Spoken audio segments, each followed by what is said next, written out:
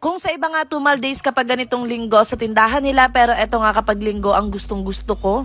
So ayun na nga mga Mars, another day, another vlog. Today is Sunday at ayan, mag-open pa rin tayo ng tindahan kahit Sunday. Akala mo naman talaga. Kahapon nga mga Mars ko, sarado nga pala kami kasi meron kaming pinuntahan. Kaya sabi ko nga etong linggo na nga lang ako babawi. At ayan, hindi pa man ako nakakapagsuklay, nakakapag-ayos. Kaya talagang rekta na nga ako dito sa tindahan after ko ngang maligo. So dito nga inayos ko lang yung mga paninda ko nga ulit. Dahil nga kapag gabi ay meron kaming mga inililigpit. Pagkatapos noon ay ayan, nag-open na rin naman agad ako ng tindahan. At meron din naman agad tayong buena mano. At ang naging buena mano nga natin ay GCash. So nagayos-ayos lang naman ulit ako dito sa tindahan. Tapos maya-maya ayan na nga ang aking mga tumer.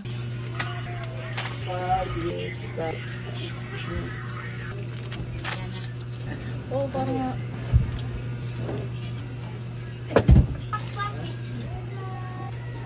pag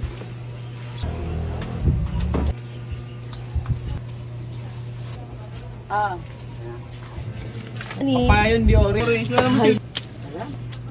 Pati na yung Johnny.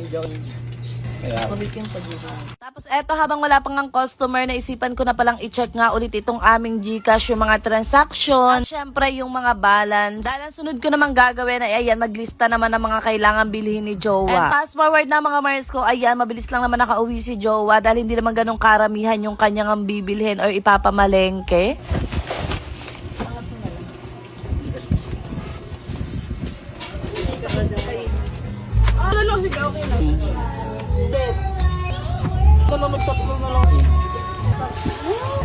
Ano to, boy? 7. Kung naman ito mahal.